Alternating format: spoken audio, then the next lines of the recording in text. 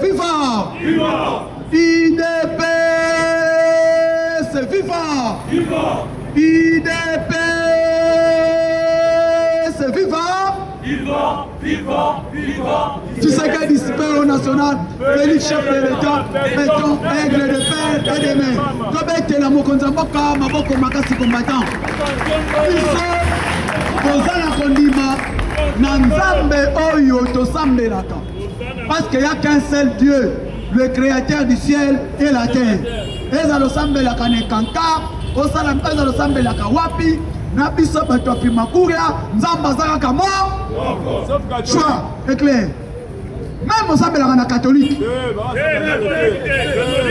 Il y a catholique qui paye à malamu bazali. Parce que na catholique on a un bateau ba croire que na nzamba Tshisekedi. Mais ça bateau baza ngambu ouais. Catholique, il n'y a pas un problème.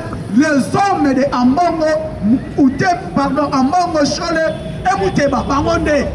Mais catholique, ils ont église, Oyo, Yanini, d'autres Sukiwana. Bongote, bongote. Combattant, Nakopeta Makambonanu ya Chiwewe. Na ofanda wana, na ofanda na doa, place Boyoki M23, Basengi Bapesa Bango 8 ans. Pas gérer Est wana pendant 8 ans. Mais dans ce pays-là, n'a pas joker chef de l'État a dit dans la négociation. Que moi j'appelle les jokers. Parce que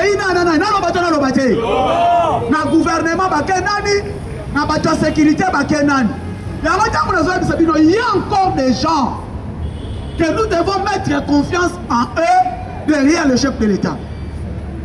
Babundisa bango te. Quand vous faites alobi oyo ba joker habiti na tindi bango fati na doa kotoyo atinda ki kaikwamba wa meso na chef Supu o aza o représentant na ye mais na doa chef atindi Moindo Nzangi atindi Julien Paluku atindi na Jacques Manisha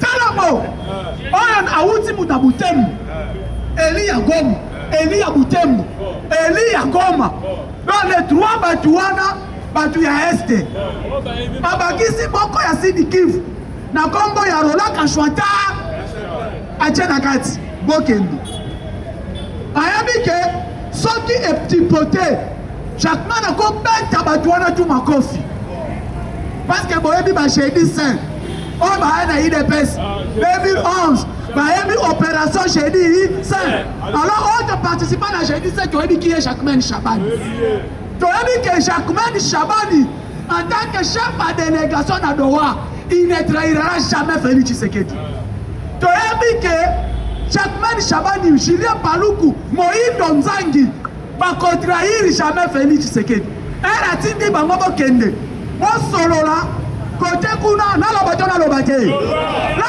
momoni mambu masobele kagame balobi ete na Doha M23 te eza question ya ba congolais entre eux balobaki bomoti que non il y a pas les M23 il y a un problème de congolais entre eux yoka balobaki na Rwanda eza na Doha eza makambo ya ba congolais que les M23 sont les congolais mais nzambe à confondre bango. Nzambe alobaki na mukanda ya Esaïe. Je ferai que les ennemis te marchent pied. Alors aujourd'hui, na Doha, nos ennemis sont devenus nos marches pieds. Tabetana mokonzamboka maboko. Nini esali ete na lobate. Chaleur ezoyate. Ah boyete.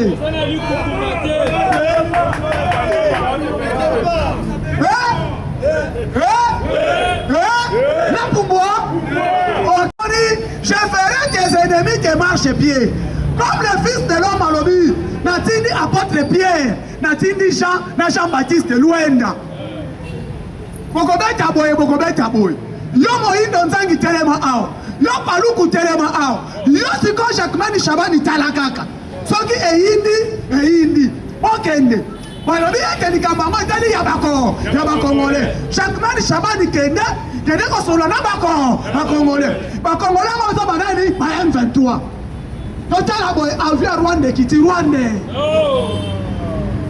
Rwanda airline na Doha Oh, c'est comme il y a Congolais dans Rwanda, il y a ça là. Combattant dans les autres qui étaient en avion. Vincent Biruta, ministre intérieur, il y a roi. C'est comme on a dit, ça va encore.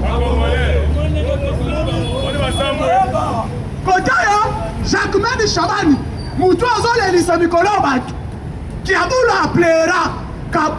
appeler, Nakasa Ikuna. Vous allez qu'à Olobi à Moteti Ganganabet. Nakasa Ikuna, Jacques Chabani, Assemblée professionnelle de la des autres de Kuna, assiste pas de rien. Il va y avoir du rodage. Ah, c'est quoi, on peut Olobi? Keba, Salam Moussa. Mais au moment où Jacques Chabani, autre bien Nicolas, commandant du temple. Commandant du temple. Olobi, bon. Tu as dit qu'on tient les Cambodgiens congolais. Olobi, Palou Koussaladan.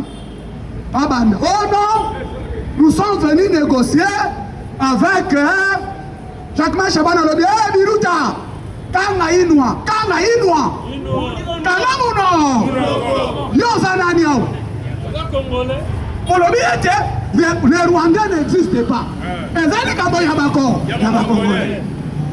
Fati Ayebaki. Pourquoi a-t-il Jacques Chabani ministre intérieur? Namoma Oyo. Parce que Badi Moussousou. Naoliala. Mais elle a dit Bango. Alors, Jacques Chabani gère la délégation. On solo là. Jacques Chabani a dit Kendelinga Kendeboy. Mbongwe Kiti. L'aéroport y a loi. Et ça, c'est de côté M20, 23. Combien? 200 millions. 200 millions de dollars.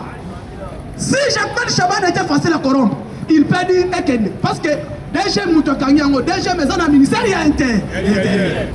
Pourquoi? On bloqué un mot, on a payé Roland, directeur général à DG. Voilà quand je vais aller, on a payé chef direct. Son chef direct qui est maître Jacques Chabani. Alors bien, ils ont qu'un web. Alors bien, bon, on va boyer, balande la boy. Et un bon, on a qu'un qu'on renforcer par M23. Elle est bloquée. Allez, Kiaboula Yaka. Bloqué. Les autres de l'Assemblée provinciale de Kasaï Central. Entre Bango et Bango. Jacques Chabani a lobby à cause. Oh non, Bisso est allé partir dans Bisso. Partir d'île. Ah bien, ils ont problème, il y a l'État. Ils ont problème, il y a l'État. Il y a une question parti politique. Bloqué, allez, vous avez un rodage. Les autres de ceux qui ont été salués, et Sili. Après la Doha, elle a commis à Tuni Vincent Biruta. Vous avez dit, il y a un problème de Congolais entre eux. Maintenant, ici, on est en train de traiter avec les Congolais entre nous. Montrez-nous maintenant la délégation Nayo. Qui sont des Congolais ici, de traiter là-bas. Là, qui s'habille ça? Cabaret. Général Yassine Kagame. On a commandant, chef de sécurité, il y a Paul Kagame. On a qui s'habille ça. Il y a Mamoni Tshisekedi, le président. Jacques Chabani a dit que c'est arbitre entre négociations. Alors, quand le chef a dit, je ne traiterai jamais avec les pantins. Voilà maintenant. Maintenant, où sont les pantins? Et comme il y a consigné signature, Rwandais M23 Pemel, Rwandais mais on a comme manipulé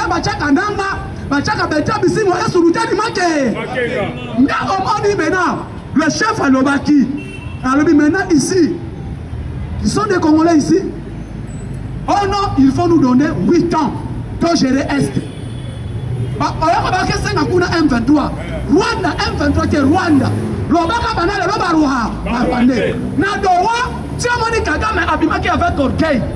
Que non, c'est une signature à Doha. Si on dit signature à Doha, peut-être le logo Simba. Lobby est Simba quitté. Parce que lobby maître Jacques Chabani était prêt, il y a qu'au boxer Vincent Biruta. Devant Myria Qatar. Non, on dit ça n'était pas tenu. Arba Fandi Wana. Alors que notre cinq gouvernement, pas qu'à nous côté parti wana, est wana pendant 8 ans, tout géré à vous. Wana comme il va organiser par l'organisation. Maintenant, cardinal Amongo, mission à elle en Yangwana. Chole, mission à elle en Yangwana. Pourquoi? Pour maintenant Koko Kisa, par exemple, pour ça y a Kagame. Mais au moment, Jacques Ben a dit non, pas question. Là maintenant, on va passer maintenant dans le plan B. Le gouvernement va appliquer maintenant les plans A, B. Et les plans B, on est bandé qui lobby. Parce que lobby, on a attaqué les M23 jusqu'à Bakoufi et Belé. Nous allons discuter qu'on a Bango Batomboki et Jacques Chabadidi. Nous allons maintenant aller à vitesse et croisière. L'armée congolaise va se prendre à.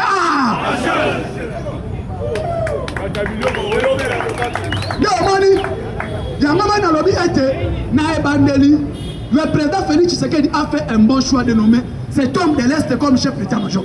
Je comprends. Ministre intérieur. Parce que Jacques Man a eu Batouana tout. L'homme a une délégation, elle va Rwanda Batali Moïse Donzangi. Hey! Amoni Chine Paloukou, Paloukou a lobby, j'ai été gouverneur.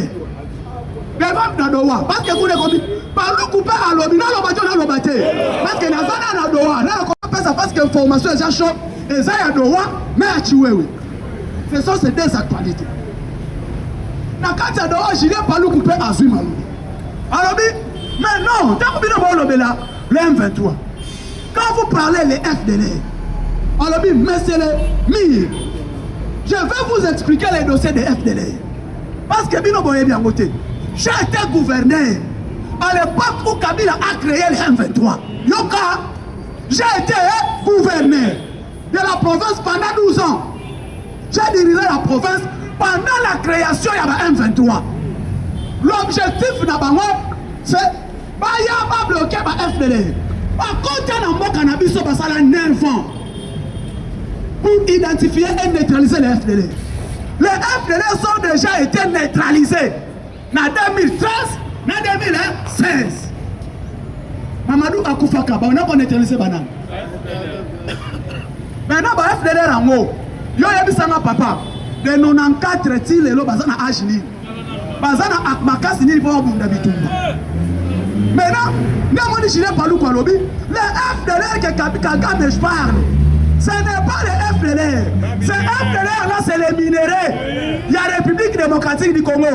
Raison pour laquelle j'ai posé à Kabila 12 questions. Les 12 questions que j'ai posées à Kabila, jusqu'à aujourd'hui, il n'y a aucune réponse.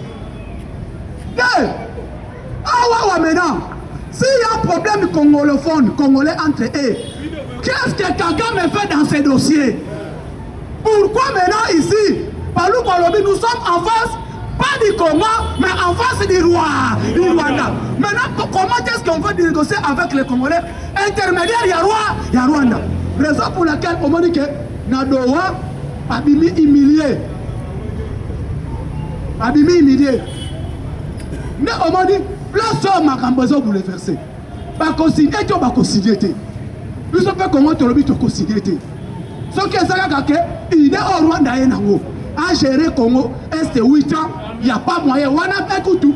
Donc, armé les Congolais, voilà ma pas. Tout Congolais maintenant va toucher les armes. On va donner les armes à tous les peuples congolais. Et maintenant, nous allons déclencher la guerre au roi. Parce qu'en face de nous, ce n'est pas les Congolais. Dans notre en face, nous avons l'armée rwandaise. Alors, quand on a l'armée rwandaise, maintenant les Congolais vont se prendre à. Parole, il n'y a pas. Il y a un père fondateur. Le père fondateur de l'IDPS, Etienne Tshisekedi Ouamoulou. Le peuple congolais, prenez-vous-en.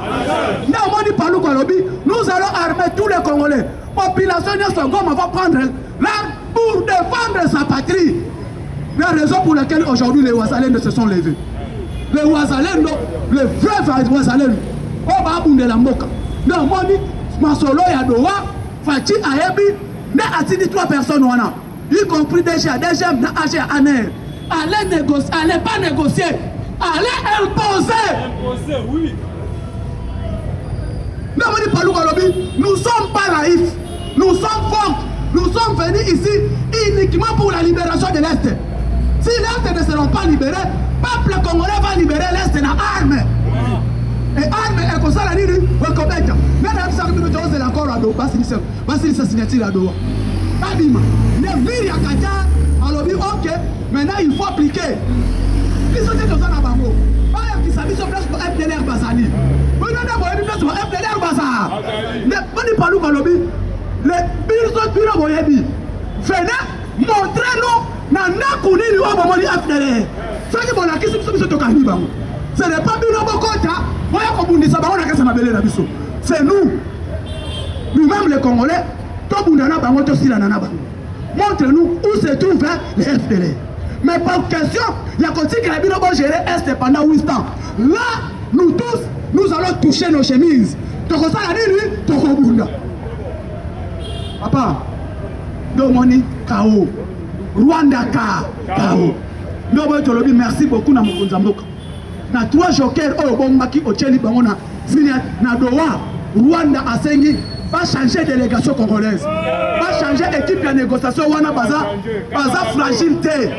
Donc bango baluka ki bacha équipe oyo fragile parce que patron bakeli ba corrompre pe Jacques Chabani te baza ba incorruptible. Na moni balobi baza flexible te.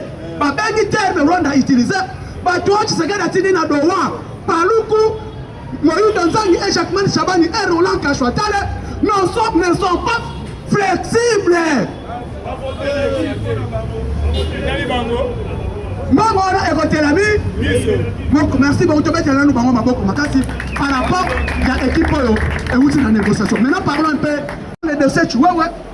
Parlons un peu de dossier aux le cas. La ministère de la Justice. Na ko fanda na bile na ko clôturer rangi na Chihuahua. Na ko banda depuis nomination na ni ne sali balongola ni ne sali boy ni ne sali ka akangela ka chef de l'État téléphone moko. Tout est lui, on va faire la coopération, mon boy, na ko bete yango, mais ko kende na nte. Mais chamaku makuta, lola tambola. Si l'autre na ko sauter yango. Les Congolais, plus ministre de la Justice prend la tête.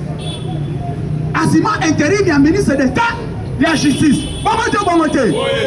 Donc la date nomination na ye, nomination te, azo sima intérim. Comme on a ye, Samuel Tandambenga.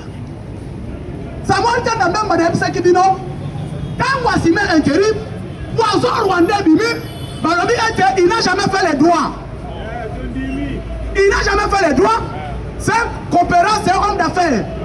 Malamoko Baro ya Belgique, et du messie document en tant qu'avocat na Baro de Bruxelles. Et elle a défendre 15 titres, il y a 15, il y a doctorat en tant que cabinet d'avocat d'affaires na Baro ya Bruxelles. Félix Tshisekedi, le gouvernement souminois, a nommé Samuel comme directeur du cabinet en Mosso. A nommé vice-ministre de la justice, Nassima Constant Moutamba. Mais Félix Tshisekedi, premier ministre chef du gouvernement Fati, Bayadisi Moutamba, toi tu assures la justice interne. Et Samuel a signé justice internationale dans ces pays, partout au Kenya. Samuel part de Kuna. Tu as une première victoire. Na Arusha, va condamner Rwanda. Na Arusha, va condamner Rwanda. Elle va condamner Rwanda. Va le mettre un dossier Congo à côté ici. Et c'est normal. Il faut pas qu'il y ait un Kosamba. Les Rwandais qui agressent la RDC va condamner Rwanda. Na minute na New York. Entre Bison et Rwanda. Na niveau conseil de sécurité na New York. Samuel Tanda a été pour défendre la République démocratique du Congo. Tout le monde est les Rwandais aussi est condamné. Poison Rwandais bimi. Pour dire quoi? Que moi, il ne faut pas poursuivre. Pourquoi? Parce qu'il n'est pas avocat. Puis ça, tu le dis, boy. Pas un avocat. Pas un avocat. Le ministre Sima intérim, il y a la République démocratique du Congo. La droit de l'homme, Samuel Mbembe Tchale, va condamner Rwanda. Samuel Mbembe a fait un Kagame, va dans ce pays. Ils ont condamné le Rwanda. Comment Ojozali? Ils n'ont pas compris entre Moutamba et Samuel. Non. Entre Moutamba et Samuel, il n'y a pas de problème. Moutamba est kabiliste, Toyebi. Samuel Mbembe est Azam Moutamba, Toyebi. Mais bizarrement, ils ont intervenir dans Bisso. C'est le travail où Samuel a sali dans Arusha, où a sali dans l'Union africaine, où a sali dans la justice transitionnelle pour que les Rwandais soient condamnés.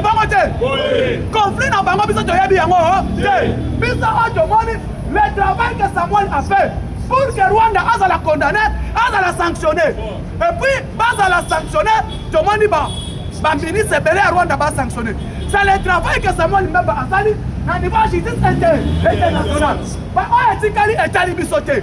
Jamy Balé, le président ne peut pas nommer Samuel dans la justice sans qu'il ait un avocat. Il est avocat de formation.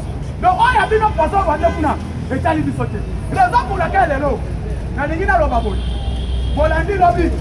Le conseil des ministres. Le chef a retiré ma signature dans le ministre Nyonso. Moutoumoko Abimate sans qu'il y ait une autorisation. Mais même quoi? Donc, Kobima Nyonso tout, c'est lui qui doit signer. A signé à le premier ministre libéré. Sans qu'il y ait appel signé. Même président Sénat, même président de l'Assemblée nationale. Moutou Nyonso dans le conseil des ministres. Naï, pour pas engager, pour bouger. Pour dire que pour foutre à l'État. Nyonso Tikali, Naï Moko. Qui veut dire gouvernement d'union nationale et comme il paye. Tolandi ni sanga bongo. Alors par rapport au gouvernement soumis, il faut changer le ministre, mais ne changez pas le premier ministre. Pourquoi? Parce que on a soba na simanae. Parce que abanda musala abandi. Lobi bolandi na bino ba travailler. Le chef le premier ministre a signé dossier SMIC. On a quoi appliquer et tu vas trouver intérim. Ne bon ni peu. Yoka. L'inspecteur général du travail offensif Musala Bakaniye. Maman est à Ozare. Pourquoi il n'y a pas de dossier moyen de la mort? Les athées. Bakaniye va se suspendre. Parce que y a Lubumbashi. On a aussi intérim à outil Lubumbashi. Aïe, à si intérim. Donc je pense qu'on a un qui n'a le banane Yangwana. Quand tu as si qu'on a maté. Matiareba. Dossier ya chiwe. Toyoka. Nzamba lola. Na contraire ba tuki balete.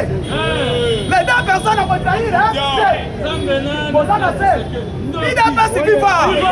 Ida pasi viva. Bozana tuki balete contraire hein. Nzamba na ngai. Na Tshisekedi Fatime. Aloba kutu na béton. Na béton. Na église. Chemise ya pembe.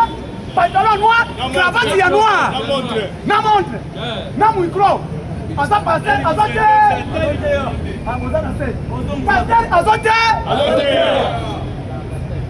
Tu vois où est passer? Elle est bien passer. Minute Chayo. Qu'est-ce qui s'est passé? Tu vois où est la Kabila Bachela qui sont manioko na ma? Toleli ya Mwangu. Opération pour passer la mort. Du 8, du 7 au 9. Manioko Bachela qui sont na ma? Toleli ya Mwangu. Yami Balé. Liboke na bango basombela ki kwa? Bakolela mwanako. Kwa na Rwanda liboke deko. Tozui yango, toniatia. Awa wasiko mambu mesobele. Les officiers arrêtés. On n'arrête pas seulement les officiers katangais. Voilà Toboy. Les katangais sont des Congolais. Les Kamba Katang est alibisoté. Les Kamba Bakarou n'est pas alibisoté. Mais intérêt général, République démocratique du Congo. Il y a des remédiaires du commun à Bissonio. Papa Nabissa, maman Nabissa, Ezako. Katang est la province. Parlons maintenant. Le général Christian Chiwewe. N'avait la ville histoire à comme chef d'état-major général Ndengini. Parce que Belé va éviter. Pourquoi on va parler pour vous citer? Le général Christian Chiwewe. Fati Akoutie, troisième personnalité de la garde républicaine. Troisième personnalité, Fati Akoutie, troisième personnalité de la garde républicaine. Garde républicaine qui assume la sécurité du président de la République, sa famille, ses enfants et ses invités de marque. Même mission, il y a garde républicaine. Continuer la sécurité à Mokonzamboka. Moi, c'est Naïe, Bana et les invités de marque, et lui rendre l'hommage jusqu'au sacrifice assis. Mission garde républicaine. Tu vois, ouais, qui troisième personnalité de la garde républicaine. Dans l'époque à Kabila. Oh, il y a qui me continue. C'était général Ilunga Kampeta. Adjoint Ilunga Kampeta, le général. Le Ozaki adjoint le général major Gilles Banza. Et Gilles Banza qui est actuel chef d'état-major général. Mouissangwana. Fatih Akoutie, général de brigade. A commissaire général-major. Elle a nommé général-major. À rang de poste, il y a chef d'état-major général. Il y a garde républicain. Premier point. Général Christian Chiwewe. Après sa nomination comme chef d'état-major, général de la garde républicaine, il a fait première erreur.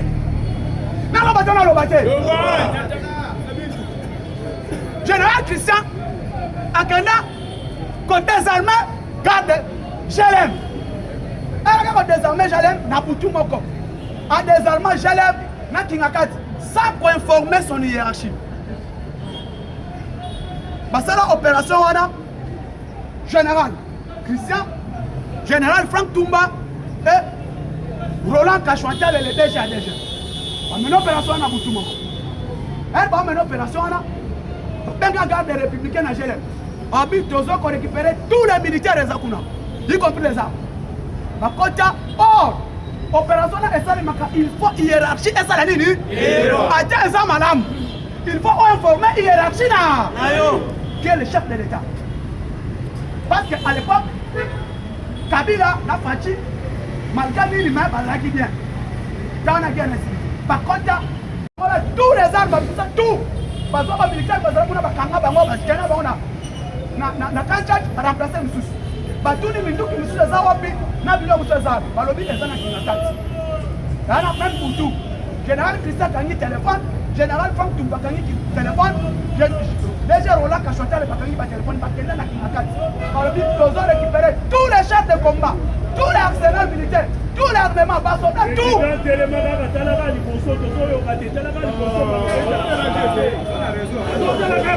Il est pas si vivant. Merci beaucoup. Merci beaucoup. Merci beaucoup. Il n'est pas si vivant. Il n'est pas si vivant. Il n'est pas si vivant. Il n'est pas si vivant. Il n'est pas si vivant. Nabandali. Nabutumoko. Général Chiwewe. Général Frank Toumba et Roland Kachouantel. Parce que là, on a le désarmement à GLM. Et c'est là qu'à bonne idée. Mais c'est là qu'à d'abord, c'est le moment. Et que là, trop vital, vite. Et là, trop rapide. Parce que on a le désarmement, sans qu'on informe hiérarchie. Parce qu'il y a un téléphone, c'est là où ça va. Pour tout le monde.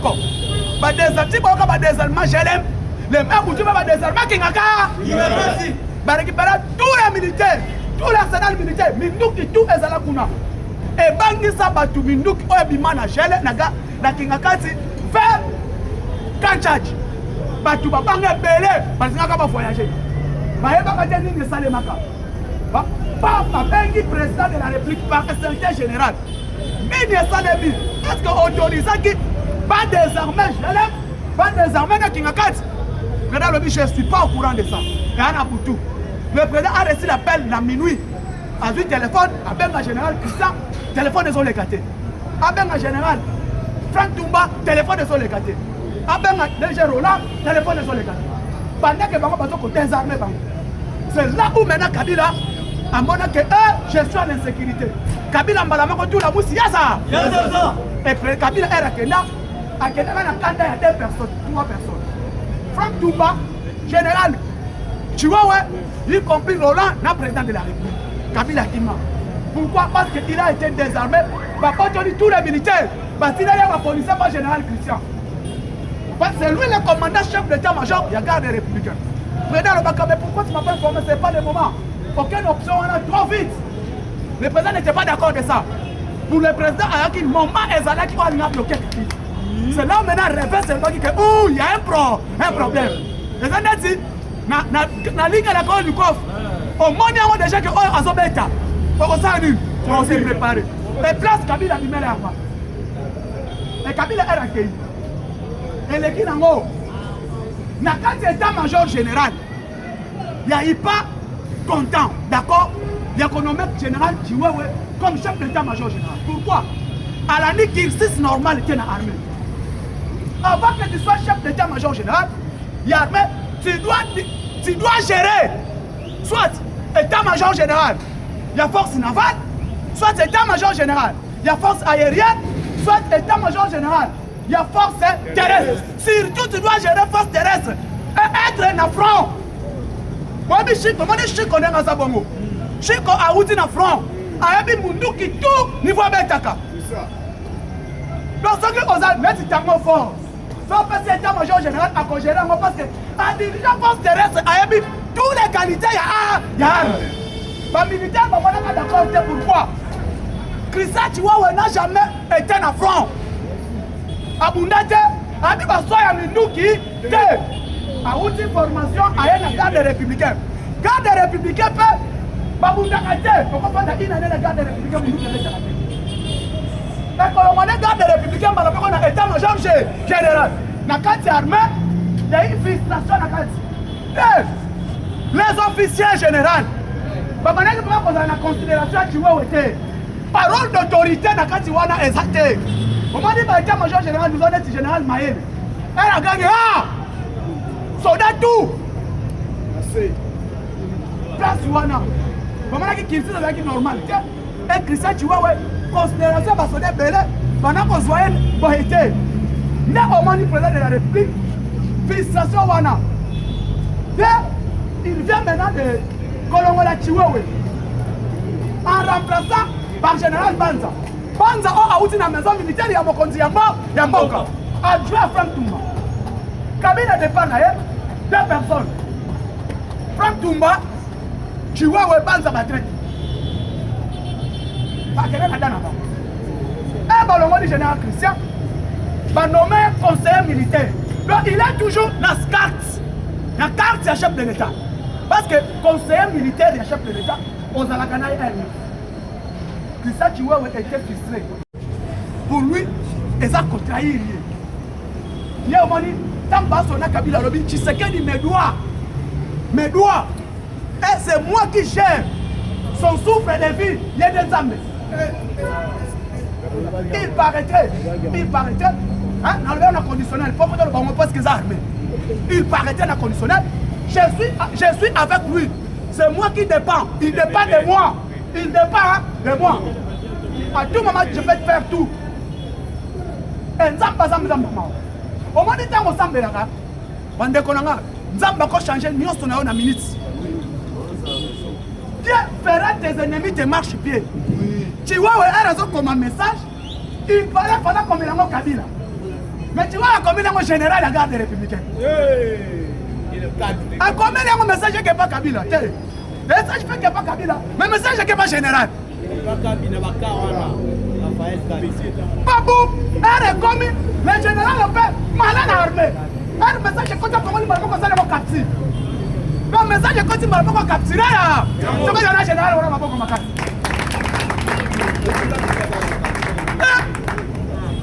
Oyonine. Ah, tu as kana. Oyonine. A combien de monde nini? Et moi, mais. Et qui a marre? Oyo makabonini na zomo. Alors bite oyo za ngate. Azi message. Balobi. Soldat face à la loi na mokonzina. Général pe loi na mutuko a commissaire. Général. Ndio maana lobaki fachi. Baboko laka mboya mukolo te.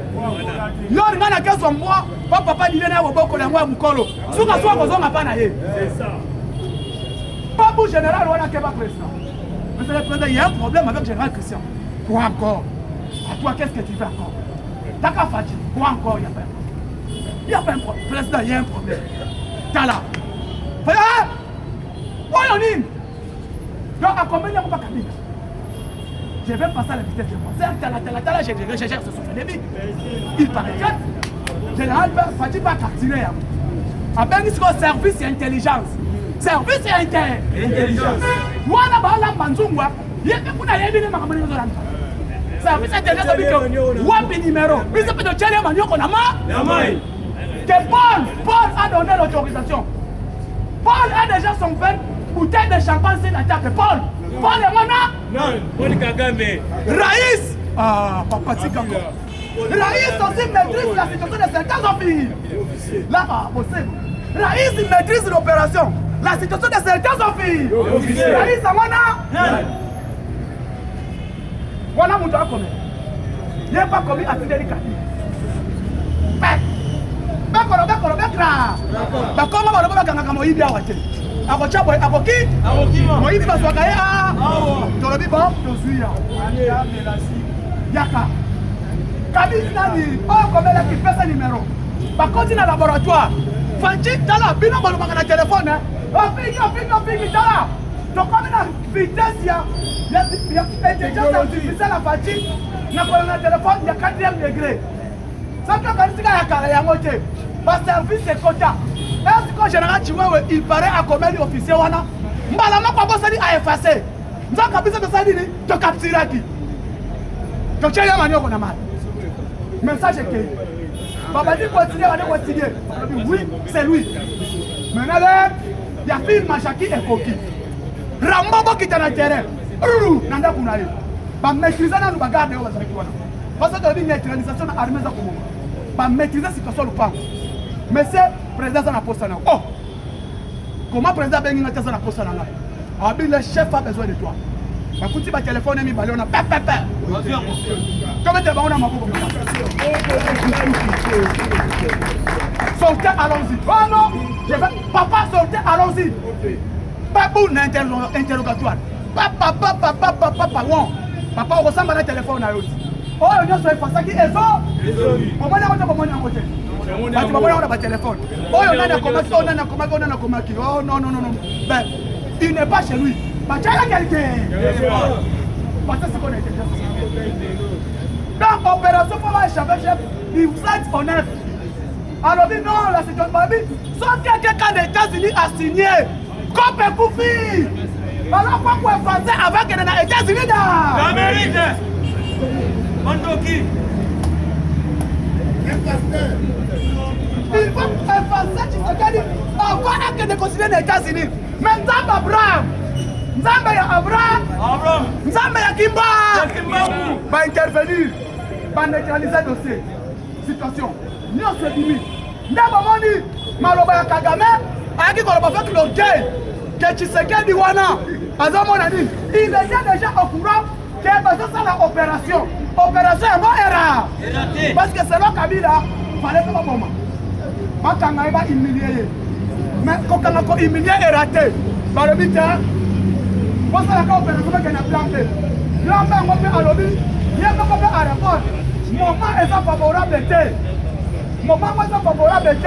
on dit pas qu'il faut na comme que maintenant, il y a des généraux dans le état-major général, il y a des généraux dans l'armée, oh Chiwewe, Aza incapable de corrompre. Papa n'ose plus avec Franck. Comment le chef de la maison militaire à Fachi? C'est lui, le Seigneur. Pourquoi soit Moutoutou, la personne qui est incapable de trahir Tshisekedi? Et la Franck. Donc on dit Kabila parle, il passait pas par Franck Toumba. Lui c'est son frère.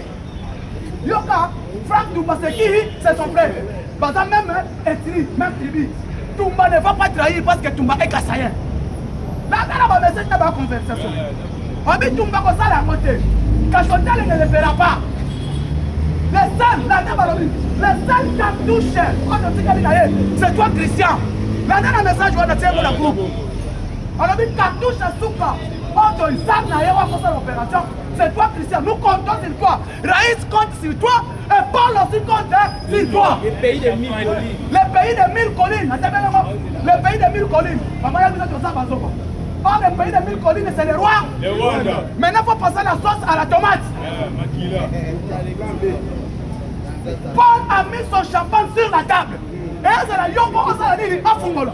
Champagne a mis sur le melia. Match Balouki. Mais au moins dans le Baka, situation maintenant est au contrôle de Tshisekedi.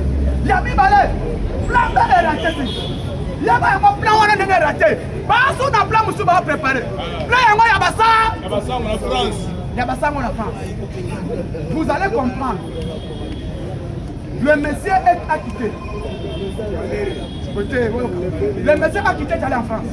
Kabila est allé au Kenya. Oyo à quel côté? Préparation du docteur Tambouma Yokoye, chef d'état-major général, ministre de la défense, Oyo Azoni président, Oyo Azoni premier ministre. C'était ça les cas. Mais Dieu a fait grâce. Pourquoi risquer de me soubattre ma vaille à souffrir? Pourquoi une opération? Pourquoi risquer de me soubattre ma vie? Pourquoi il faut que ma maman? Mais au moins, carte est ratée. Maintenant, l'homme de moment de décision, mon compte à Moka, à l'obby boy, le corps est comme boy, tous les ministres signataires des Africains. Mon temps, il m'a pas assisté sans Puna. Avant pas qu'elle ne Puna, il m'a pas avec un deuxième ministre. Seulement, on a dit non, non, mon tour a engagé que vous pouvez bouger. Tout est suspendu, c'est moi-même qui contrôle. Il y a mis balai, parce qu'il y a une dictature, dans la libre de l'Occident. Pour le but, on a une dictature, à cause que je n'ai pas la dictature. Il est best vivant. Il est best vivant. Ah, Fatime. Ah, c'est quoi? Oh, yo combattant. Ceux qui vous avez envoyé Misayo, que Franck Toumba est mauvais, il y a Misayo Ozando. Doki. Moutou, oh, alors, c'est Franck Toumba. Toumba est nommé lieutenant général par Félix Tshisekedi. Et Toumba, c'est lui. Et puis même l'arrivée, la Oba qui allait à Toundou. Quand c'est ça, on va le connaître, c'est fait. Parce qu'aller à Toundou, c'est un l'union pour l'initial. Solo, aller à Toundou, c'est un peu. Kamaye. C'est que ma belle est ça. Tout le monde est un match. Vite, il y a un match. Il m'a mis pour l'arbitre. Bon, on est là, moi. J'ai arrêté. Tout le monde est un match. Vite, il y a un match. Arbitre, vous avez connecté. Mais ce que tu reconnais, M. Mbale. Comment Imana vite apprendre arbitre que arbitre est? Mais non, mon lobby dialogue. Mais comment nous avons prendre Senko? Bon, mon lobby que Senko, mon lobby dialogue. Bon, Fatima lobby, ok, dialogue, ok. Mais maman, on a mon lobby que non, Senko dérange la médiathèque. Comment ils ont mis pour l'arbitre? Bozana Bandiani, c'est Senko. Nous cherchons un courageux. On est en train de chercher un courageux. Courageux, un leader civilisé qui a le courage pour mettre Tshisekedi leader. Dehors, c'est comme tu vas le faire, on va se le battre quand il y a un match en haut. Fatia l'obit, hein? Arbitre à la nette. Parce qu'on a l'église Nyons. Après, tu as total. Mais comment c'est encore? Bagana Doha. Bagana Badini que non, 1100 églises catholiques. Tous les gars sont facilitateurs. Facilitateur à moi, Yawab. Pendant dépendance Kabino. Bomi Boni Bino Moko. Fatima Lobi Nabo. Il y aura un dialogue. Mais pas avec vous. Il y aura un facilitateur net. Comment Bino Boyeka Kabino Kaka? Et puis, par exemple, il y a un dialogue. Comment dire mot? Ali Bongo na Mongo. Papa a dit Alimbo. Alimbo. Tu t'as dit comment Moutou? Tu t'as dit Alimbo. Dès au moment du dialogue, il y aura un dialogue, mais pas. Dès au moment du dialogue, comme on a mal échangé. Il faut passer à la vitesse avant qu'il parte aux États-Unis. S'il part aux États-Unis, signe cet accord, carte baby. Amérique passe de la quitter. Réponse par la Moko. Allez. Bien quoi t'es bon compte. Basangani lobi na bawazalendo na FARDC. Bacheli Rwanda banyango na ma 45 M23 neutralisés. Plusieurs armes récupérées. Et tous ces dronistes au Baye Moussala. Na SDE. Non, moni combattant Kobangate. Kobangate. Président de la République. Gouvernement du national. Baton Basali Moussala Malam. Reconduire Bango. Chabango Libam. C'est peut-être pour ça que le gouvernement soumis moi. Voyez besoin de ressources. Tu récupères Kaïfamba, tu récupères Paloukou, tu récupères Doudou, tu récupères Mbemba, tu récupères Jacques Chaban. Pas jamais pour dire que tu m'as yassou. Tu m'as dit vous allez là-bas. Tu m'as dit Fouamba, n'a pas mobilisé. Budget parce que le salaire est mati. Parce que quand il y a Rwanda des militaires. Parce que les militaires ne vont pas dire non, les militaires ne vont pas dire non, général. Sans fonction. Salaire 450 000. Mais comment ça 1 500 000? Pas bon maillé. N'a pas eu. Oh, il y a une colonel. Non, on a 280 000. Comment ça 1 300 000? Pas bon maillé. N'a pas eu. Grâce à la mobilisation à recette. Sans que ma tête salaire va se mettre sur le mais grâce à ce travail parti par Fouamba, va mobiliser la recette. Va foutre les militaires. Mbongo et Mati, solde de Mati, prime de guerre et Mati, prime de combat et Mati, va Mindou qui sont dans le doté, va avion, grâce à bango oyo premier ministre na dudu fomba ba mobiliser mais bon moni ko opération ni faisait rater ya maboni ya toloni mokonzi mboka subirwa so kisali reconduire kwamba kai kwamba Bemba Jasmin Paluku esi baba no so batika li jocha la bamona qui est qui yon économie au sali ni bazo qui se passe yon a budget au sali ni bazo qui se passe yon a travail au sali ni parce que pas résultat non moni donc compter le gouvernement subirwa na résultat place résultat ça madame Patikio place résultat ça mabeba John ba yon a FS de sali ni yon a secteur de santé au sali ni ce qui demande résultat ça madame Patikio. Et puis après, il y a un Fati, le mandataire a été à portefeuille à l'État. Côté Kuna qui a dit qu'il y a fois. Il faut changer le mandataire. Baza Malabouté, combattants, tous derrière le chef de l'État. Mais dès le point où on a dit communiquer armé, il y a un officier qui a été. Officier, il y a un social, il y a un officier, il y a un officier,